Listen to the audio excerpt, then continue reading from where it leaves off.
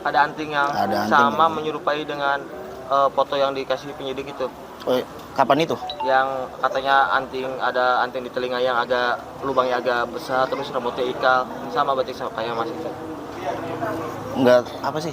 Kakaknya Sudirman itu sampai dikejar di tempat kerjanya, didatangi polisi dan dipaksa mau dibawa ke Polda. Kemudian dia lewat telepon, tolong ibu, tolong, dan itu bukan sekali dua kali. Jadi coba bayangkan dalam kasus sebesar ini, kalaulah betul Titin, kuasa hukumnya itu, ya kliennya dia diganggu-ganggu, disuruh mencabut-cabut kuasa. Kalau itu betul, ini kita prihatin dan kita akan laporkan ini kepada Kapolri. Saya dari TV One, Ibu. Mau izin ketemu Pak Rudian. Oh iya. Oh iya.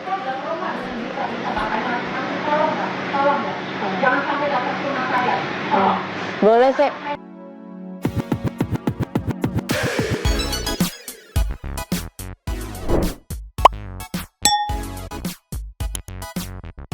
Yo, Mang Seni People. Welcome back again bersama Nyonya dan Mamang, ada Abang Abu yang lagi makan dan juga Paku yang lagi bobo. Dua tapi mangkok. in here, Always always in in here. here. Jangan lupa buat yang belum super silahkan Cengklung. dicengklung, buat yang belum dapat notifikasi silahkan Dicengkling. Yo, Yes. ada kelanjutan atau update dari kasus Vina Cirebon ya. Kali ini menurutku loh ya sudah mulai mengerucut karena orang-orang yang menjadi target netizen sudah mulai bermunculan untuk klarifikasi bahwa mereka tidak terlibat dan bukan mereka. Oke. Jadi mau nggak mau mengerucut ke pihak-pihak yang belum muncul nih, yang jadi target-target netizen udah pada muncul nih. Ada beberapa pihak yang belum muncul. Ya contohnya, mohon maaf gitu kan, Bapak Dali almarhum gitu kan ya, sampai yang terbaru juga disatronin lagi sama tim TV One. Ya. Terus juga nanti kita lihat klarifikasinya Egy Ripra ya kalau nggak salah, Apung RP. Ya. Nanti kita lihat. Terus juga ada dugaan adanya upaya intervensi nih kepada klien dari kuasa hukum Bu Titin. Nanti kita dengerin kayak gimana. Sampai-sampai katanya Bang Otto Hasibuan turun gunung sih. Wah. Kita meluncur dulu. Just. Nih ya, Yes. setelah kemarin Peggy Setiawan Cianjur klarifikasi kalau bukan dia dan dia siap melakukan tes DNA gitu untuk membuktikan dia anak kandung dari kedua orang tuanya gitu kan. Ini ada Egy Rian Prayoga atau Egy Ripra atau Apung RP gitu ya, mungkin satu people kenal, yang akhirnya muncul buka suara. Kayak gimana? Ceki-ceki. Play. Talun RW 1. Ya itu memang benar foto saya juga kaget kenapa bisa viral seperti ini. Sementara saya tidak pernah melakukannya sama sekali, itu tuduhan semua nggak benar. Mulai kapan viral itu, Mas? Dan apa yang dirasakan? Viral sekitar 2 minggu yang lalu mungkin. Ya saya pertama ya cuma buat sandan doang, lucu-lucuan. Kirain ini maksudnya ini apa sih? Kok sampai kayak gini setelah 3 hari kok jadi serius kayak gini, saya juga kaget, nggak nyangka sama sekali. Tapi emang waktu itu pakai anting. Iya. Ada anting yang sama menyerupai dengan foto yang dikasih penyidik itu. Oh, kapan itu? Yang katanya ada anting di telinga yang agak lubangnya agak besar, terus rambutnya ikal, sama berarti sama kayak Mas itu. Enggak, apa sih? Enggak tahu. Anting. Lubang yang gede itu. Iya saya. Mas pakai anting juga? Saya juga pakai anting ya. Terganggu nggak sih Mas banyaknya beredar foto?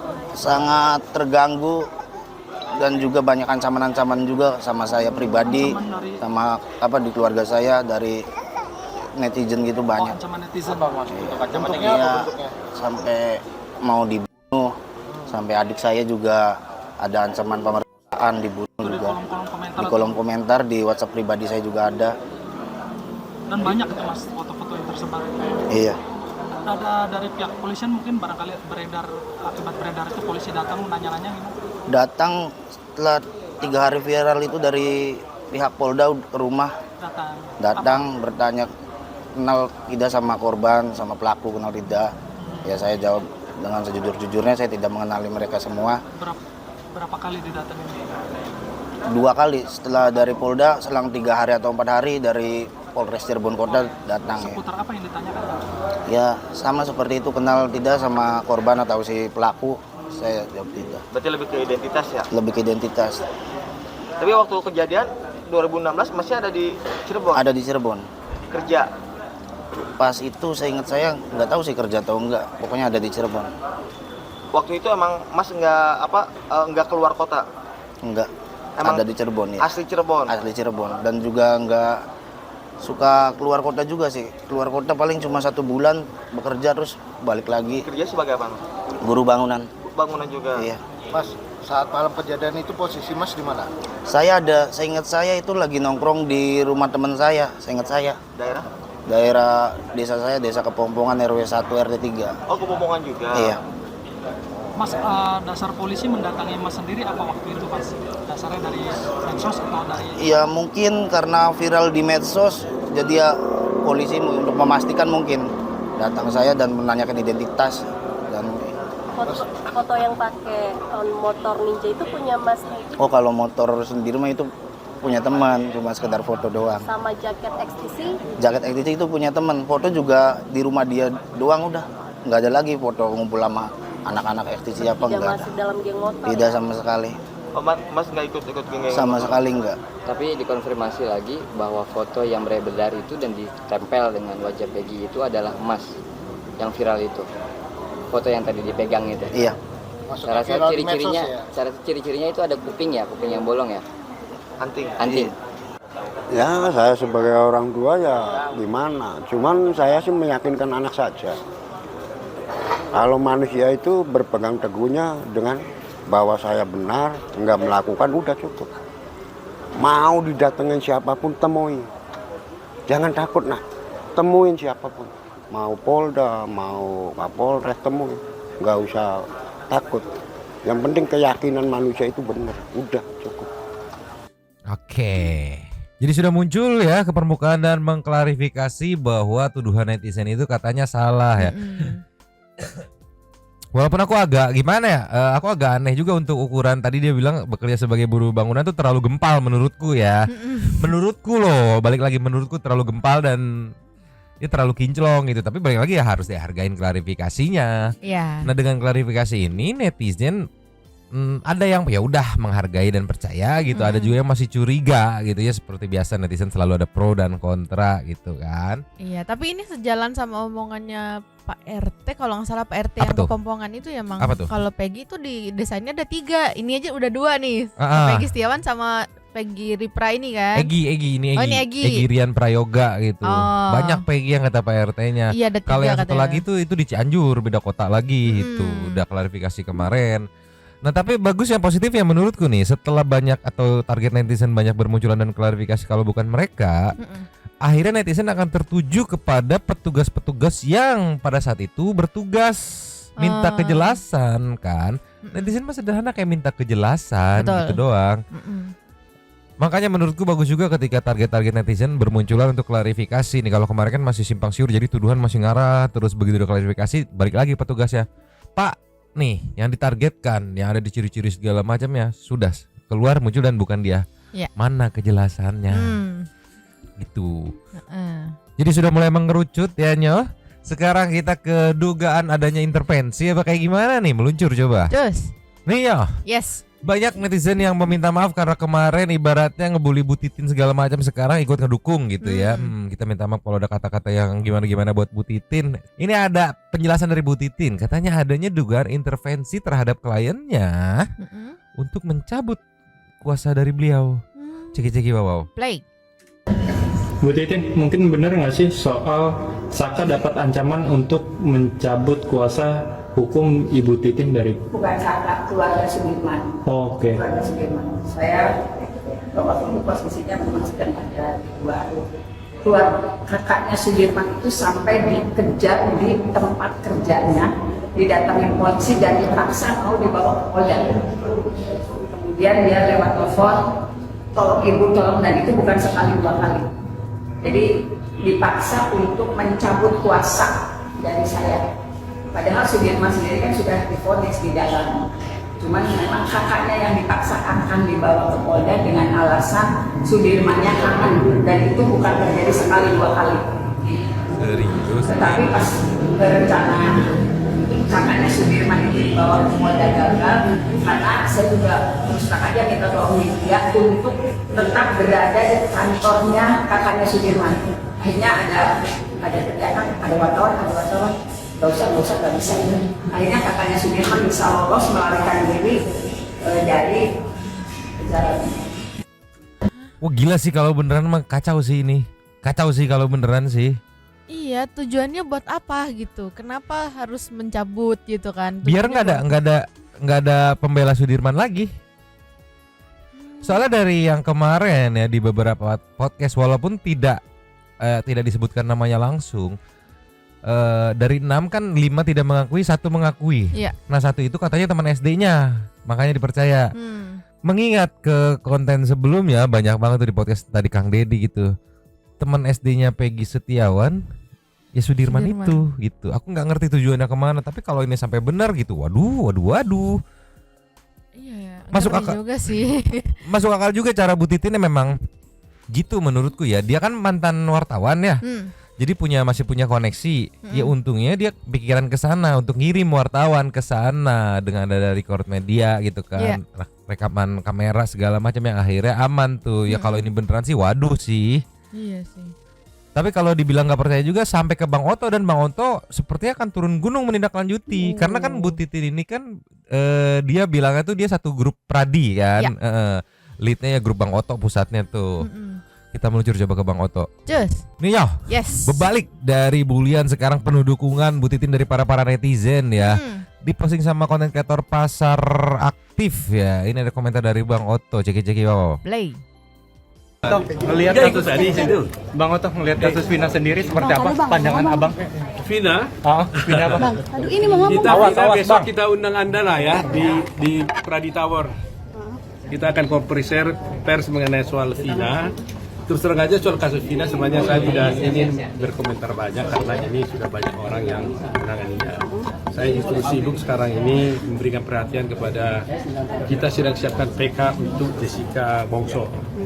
Tetapi memang kenapa saya harus berkomentar sekarang ini mengenai Vina adalah karena ada seorang kuasa hukumnya terdakwa dalam perkaranya Vina itu, namanya Ibu Titin yang di Cirebon.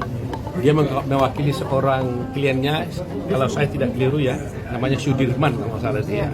Nah, dia mengirim surat mohon perlindungan hukum kepada Pradi. Saya sebagai ketua Pradi minta perlindungan hukum. Nah, intinya dia merasa bahwa kliennya ini ditekan-tekan untuk mencabut kuasa dari Titin ini. Itu intinya. Tapi detailnya besok akan saya terima dia, karena saya baru bicara per telepon, dia kirim surat kepada Pradi.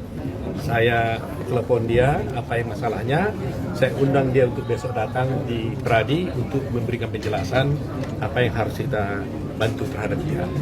Jadi tapi melihat dengan kasusnya sekarang ini, minta perlindungan dari Pradi sendiri, nah Bang Oto sebagai Pradi itu bagaimana menanggapinya? Akan seperti apa yang dilakukan? Iya, memang ini adalah suatu proses hukum yang betul-betul memang harus diperhatikan ya.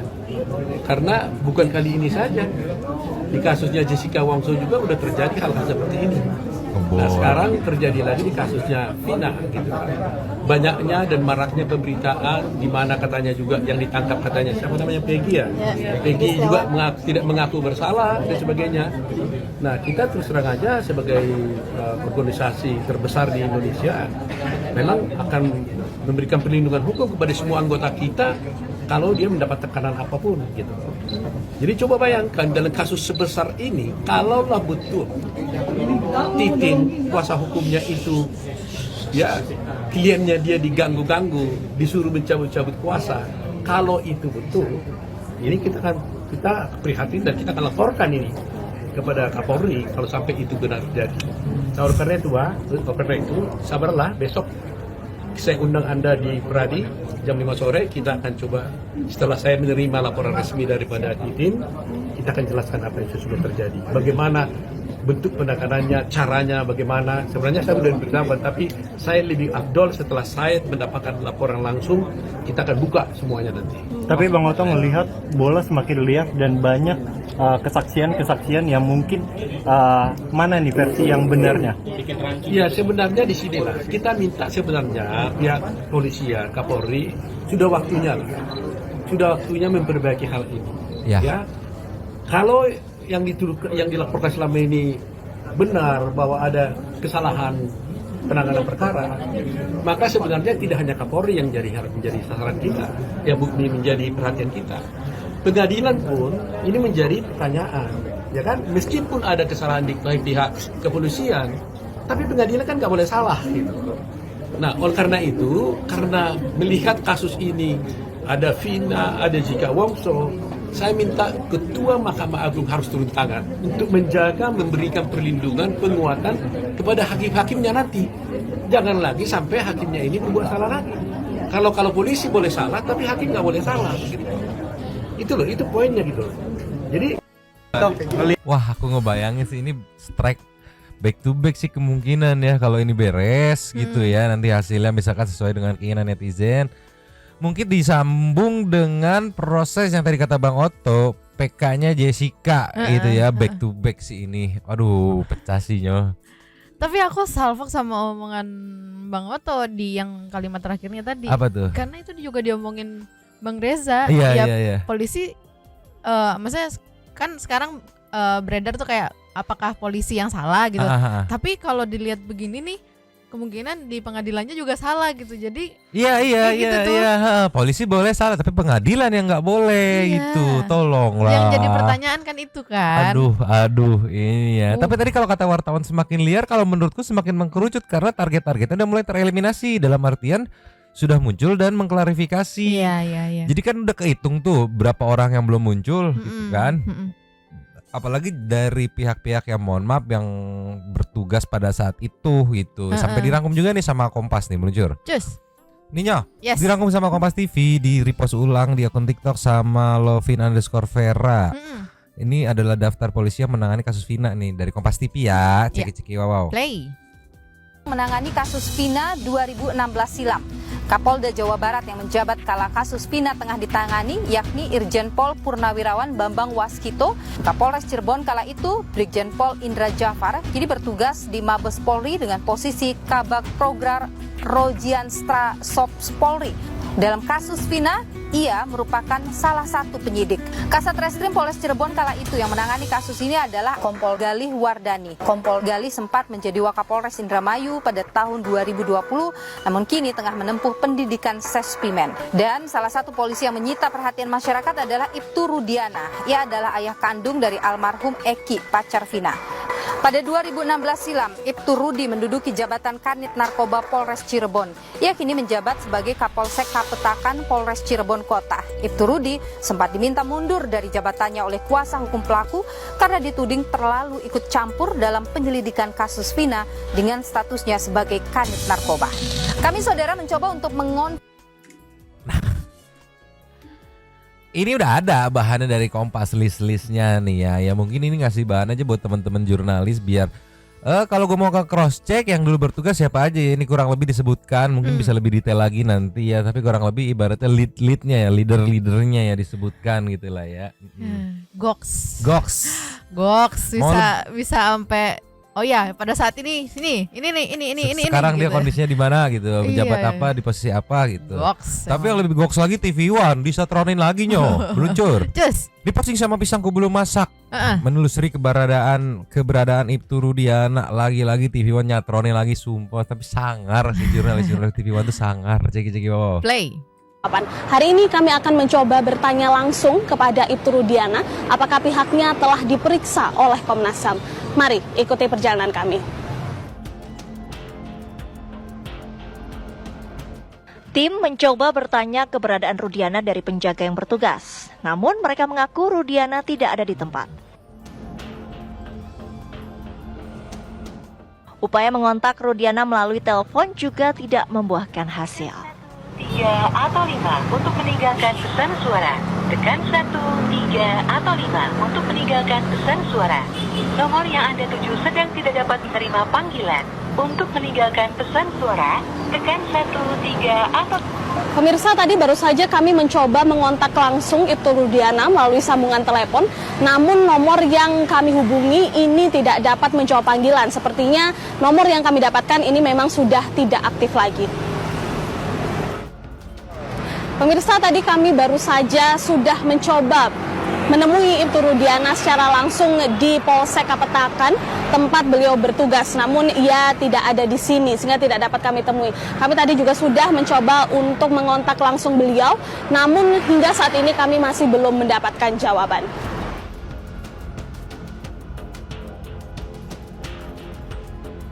Lantas di manakah Rudiana? Mengapa sosoknya belum muncul dan memberikan keterangan atas penangkapan yang dilakukannya 8 tahun silam? Itu wajar kalau menurut gue netizen jadi bertanya-tanya. Iya, kamu nanya gitu. Karena dari awal tidak terlalu banyak cuy. Ya muncul sekali-kalinya ya cuman klarifikasi itu doang. Terus yang waktu berhasil disatronin sama jurnalis TV One, beliau meminta waktu ya katanya karena masih belum tenang atau kayak gimana gitu kondisinya. Sampai ini di follow up lagi, didatangin ke kantornya tidak ada. Kemana ini teh? Tapi nggak cuma kantornya Nyoh. Kalau kantornya nggak ada, rumahnya disatronin. Waduh. Meluncur. Just. Nih Nyoh. Yes. Lagi-lagi jurnalis dari TV One nyatronin rumahnya ya, mungkin kantornya nggak ada. Sekalinya ada nggak bisa ya. Coba di rumahnya kali ya. Diposting sama Pisangku belum masak juga. Captionnya mengunjungi rumah Eki yaitu Ibtu Rudiana tapi ditolak. Ceki wow. Play. Vina dan Eki, kami coba menyambangi kediaman Ibtu Rudiana yang tak lain adalah ayah dari korban Eki.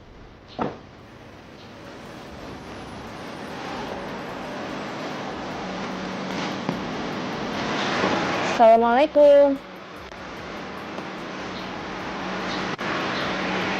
Assalamualaikum. Saya dari TV One Ibu, mau izin ketemu Pak Rudiana. Oh iya. Oh iya.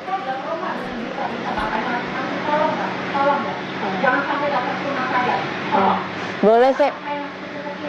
Boleh izin di luar Ibu, mungkin sebentar.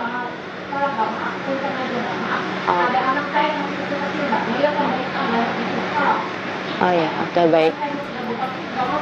Oh ya, terima kasih ya Bu ya. Oke baik, terima kasih Bu. Ya izin Bu, terima kasih. Terus banget ya. Bahkan nggak keluar. Pemirsa, baru saja jadi kita mengunjungi rumah Bapak Rudiana yang juga sebetulnya menjadi salah satu keluarga korban, yaitu korban Eki. Dan tadi kami sudah berusaha mendatangi rumah, memang kondisinya untuk pintu di dalam ini terbuka. Lalu ketika ditanya, ada seorang wanita yang menanyakan dari siapa, dan ketika kami memperkenalkan identitas kami dari TV One, mereka pun langsung menolak. Potong doang videonya segitu, mau full nggak meluncur langsung ke TV One. Tapi menariknya menurutku agak ketus sih sambutannya ya, bahkan tidak keluar gitu ya, minimal keluar dulu atau kayak gimana. Tapi ya nggak tahu juga ya, hak beliau juga untuk menolak sih gitu ya. Cuman itu kan jadi pertanyaan lagi, kenapa gitu kan? Ya iya sih, kejanggalan sih, aneh sih. Ya. Tapi menurutku saran paling bagus ya mungkin teman-teman media bersurat atau menyambangi langsung aja atasannya Bapak Kapolri gitu. Untuk tanya keterangan, Pak kenapa Bapak ini gitu kan. Ya kalau tidak mau diperiksa sebagai petugas kepolisian, paling diwawancara sebagai ayah dari korban. Gitu. Tapi ya sampai saat ini susah dihubungi. Bisa dilihat ada beberapa jejak digital dari teman-teman jurnalis TV One yang mencoba, tapi ya masih nihil hasilnya gitu ya. Bahkan dihubungin sama Bang Hotman juga nggak ada respon. Nggak ada respon katanya. Aduh, tolonglah. Kita kasih ke nextnya. Cus. Nino. Yes. Nextnya ada statement yang menarik dari Bang Reza Indragiri saat ngobrol dengan salah satu perwakilan dari kuasa hukumnya Peggy Setiawan. Ceki wow. Play. Sah tidak nih menetapkan klien kami sebagai tersangka? Agar kemudian bisa dikatakan sah, maka tunjukkan kepada kami 2 alat bukti itu paling tidak. Dari pihak kepolisian? Iya. 2 alat bukti apa? KTP? Bukan. 2 alat bukti terkait pidananya. Saya sepakat, Kang. Yaitu alat bukti terkait pembunuhan dan perkosaannya. Kita tidak butuh rapor, tidak butuh KTP, karena itu tidak ada sangkut pautnya dengan pembuktian pidananya. Ya, persis. Itu sebatas membuktikan identitas Peggy Peron. Maaf, saya ralat. Hanya untuk sekedar membuktikan ini Peggy Setiawan atau bukan. Iya. Tapi kan sekarang Peggy Setiawan masuk dalam situasi ini bukan karena dari Peggy Setiawan. Dia masuk dalam situasi ini karena dia dianggap oleh pihak kepolisian ditersangkakan, bahkan ya sekarang sudah tersangka kan ya. Karena dia adalah tersangka pelaku pembunuhan dan kekerasan seksual. Ya, tunjukkan minimal 2 alat buktinya dulu. Yang saya lihat di persidangan, bukan di persidangan, di meja waktu preskon Polda Jabar tuh, yang saya lihat kertas, saya bayangkan dari ijazah, KTP segala macam. Ya, itu bukti apa? Bukti identitasnya Peggy Setiawan. Pertanyaan, orang pakai kertas itu? Orang pakai ijazah? Kan tidak. Persis, Kang. Maaf, kekerasan seksual butuh ijazah gitu? Kan tidak. Itu nah, tunjukkan di meja preskon itu mana 2 alat buktinya sehingga percaya diri mengatakan, ini orangnya nih, mukanya kayak gini, namanya ini, perannya ini. Kalau di pra-peradilan ternyata gagal disodorkan minimal 2 alat bukti terkait pembunuhan dan kekerasan seksual itu, ya game over. Sah tidak? Aku selalu suka dengan logika-logikanya Bang Reza Indragiri. Iya juga ya, kalau diingat pas press conference atau press release kemarin itu, ya ijazah, rapot, identitas ya. Iya. Dengan apa ya, idealnya tuh ya, misalkan ini nih bukti menggunakan pedangnya, ini bukti sampel hasil tes DNA spermanya gitu. Iya, ada ya selama ini yang kita lihat tuh pasti kayak apa alat buat ngebinih,nya gitu kan, tuh ada di meja, ya bukti bahwa gitu. dia sebagai pelaku yang melakukannya. Kalau itu kan bukti sebagai dia adalah Peggy Setiawan gitu kan. Bukan bukti adalah di anjir Bang Reza. Kadang logikanya tuh suka dor. Kita kelasnya Cus. Nio. Yes. Saran dari Bang Reza soal case ini nih ya. Ini mungkin bisa jadi masukan yang menarik nih ya. Ciki-ciki Bapak. Play. Bahkan bagi saya PK pun itu merupakan langkah kedua deh. Iya. Langkah pertama adalah, kenapa saya katakan itu langkah kedua? Karena maaf ya, kalau ternyata putusan PK itu berbalik 180 derajat, pasti akan memunculkan rasa malu, gitu ya, dari pihak yang berbeda dengan putusan hakim.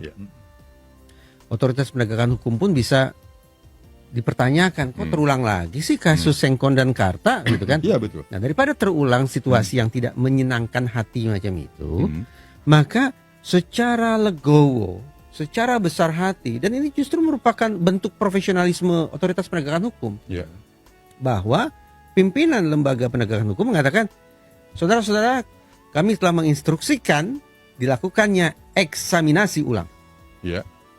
Itu. Jadi eksaminasi itu yang merupakan langkah pertama yang justru patut diinisiasi oleh lembaga penegakan hukum itu sendiri. Yang pertama siapa tuh? Kepolisian sendiri. Oh jelas, karena saya mengatakan eksaminasi mulai dari hulu, mulai dari kepolisian. Kemudian kejaksaan. Bertutur terakhir Mahkamah Agung. Bertutur dari kepolisian, kejaksaan dan Mahkamah Agung yang membawahi para hakim kan itu kan? Betul.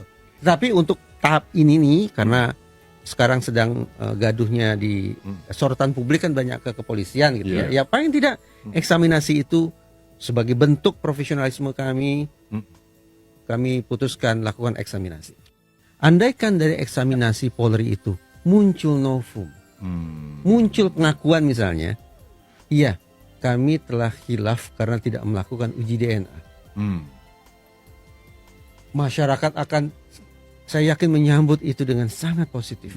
Masuk akal ya. Betapa Polri lapang dada, rendah hati, profesional. Itu saya maksudkan. Itulah salah satu bukti atau contoh profesionalitas. Betul. Ketika Anda mengakui secara saintifik, oh ya, ada dulu kealpaan loophole di sana. Ada loophole di sana. Dan kami koreksi. Setelah kami buktikan kalau loophole itu dan mau kami koreksi. Itu profesionalitas. Wah, profesional sekali. Tertinggi itu kamu. Betul. Tidak ada rasa dipojokkan, dipermalukan, tidak akan muncul lah. Siapapun akan berbalik menjadi simpati. Respect kita, respect. Tapi bagi saya profesionalitas itu indikatornya bukanlah dengan mencari-cari DPO, tapi melakukan eksaminasi sejak titik hulu.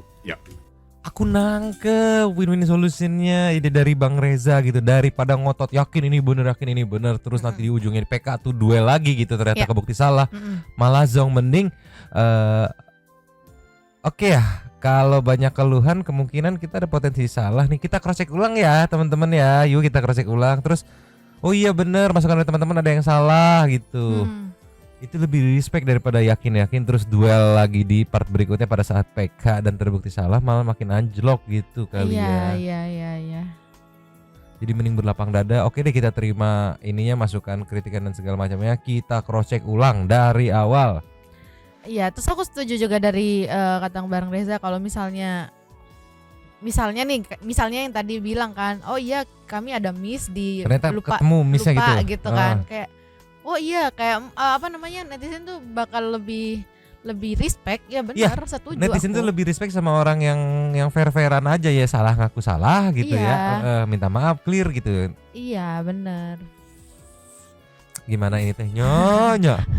Tadi udah mulai udah mulai mengerucut kan, ini aku makin liar ke sini nih. Ya tapi kalau dilakukan eksaminasi lebih enak sih, lebih jelas gitu. Apakah benar ini semua atau yang ditangkap itu semua pelaku gitu? Apakah benar kejadiannya kayak gini gitu? Tinggal di cross check dan diakuin. Misalnya kalau ada miss ya emang diakuin aja ada miss. Iya, biar lebih jelas juga lebih ya. Lebih jelas juga. Netizen udah pengen ngawal-ngawal yang lain gitu. Tolonglah. Sambil menunggu kelanjutannya nih, aku penasaran nih langkah Bang Oto selanjutnya. Sumpah aku penasaran banget. Kita meluncur ke setting the super thanks. Luncur. Cus. Yo. Yes. Super thanks kali ini one and only dari Saninata. Sikat. Puyeng gak sih lama-lama sama kasus ini? Nyomang, Pakun keluarin dong, udah makin besar pastinya. Nah, naik beberapa, naik 1 kilo doang. Nanti dikeluarin ya kalau udah mulai. Kalau soalnya takut barbar ngerusuh. Iya, dia barbar makin. Ide yang bagus. Biasanya dari Tatu Mod. Iya tuh Pak Abu sama Pak Kun, jangan main mulu di luar, temenin bikin video. Kalau dia nggak mau, Wiskasnya ganti sama ikan asin. Suliswanto. Numpang ngeluh katanya, capek capek. Malam tuh udah mamang capek gitu. Pak Is ikutan komen lagi. Mbak Widya dagelan politik, simpatisan Pedip ya. Barengan gue waktu di Pilpres 2019 jadi relawan Jokowi. Kalau dia udah ngeluarin statement atau analisanya 70-80% bener. Cuma sekarang kurang respect sama dia karena kontra sama gue yang dukung. Udah menang, udah dong, respect dong. Nextnya dari Korea. Betul Mbak, makin pusing. Pulau Dewata official masuk akad sih kalau masalah bubuk, soalnya dari segala sumber yang nggak ada duluan itu si Eki, sedangkan si Vina masih bernapas sampai DRS. Seolah mau mastiin objektifnya tercapai. Masalah si Vina cuma bonus. Kenapa cuma bonus? Karena kepalanya ditutup kan biar nggak ngelihat aku. Jadi kalau mengerti aku maksudnya ya masuk akal. Nextnya dari apa tuh? Fasto official. Nyomang tujuan perubahan nama itu dibahas deh. Dibahas oleh pengacara Ono adalah agar untuk membungkam pendukung lain yang mau bicara, biar hati-hati atau nggak berani, makin sepi yang membela Peggy. Oh, katanya strategi begitu. Boy Komaru udah nganggitin lagi nih Mang Yo, semakin kesana semakin kesini cuma ngikutin konten radio santuy aja. Terima kasih. Aron. Apa tuh? Yang awal-awal viral berarti Apung RP. Pak Rudiana nanti kasih kontak aja ya Mbak. Kok sama di penjelasan BAP dan dengan saksi AF dan nyatanya nggak didatangkan jadi saksi. Ngakak lihat ekspresi Nyonyo Mamang pas baca komenku, Gak baca. Ada bahaya atuh Tuan Nugro. Aku bisa ya Pak Rasman Rais ini nyinggung ke supporter sepak bola. Nanti kalau masih sama supporter sepak bola yang Bapak Rasman sebut, nanti menghilang deh. Mamang tolong bilangin deh sama Pak Rasman KTP. Dia masih ingat aja masalah KTP. Tolonglah, lasa sudah dari berkah Jaya Store. Kalau menurut aku sih masih belum bisa diterima logika soal ada keterkaitannya bubuk putih karena cenderung seperti cerita film. Boleh bebas beropini di sini dan habis. Terima kasih kepada The One and Only Saninata yang sudah memberikan super thanks pada kita dan juga memberikan ruang kepada santuy people yang lain berkomen-komen, bersilaturahmi dan juga menyampaikan aspirasinya di kolom-komen di bawahnya.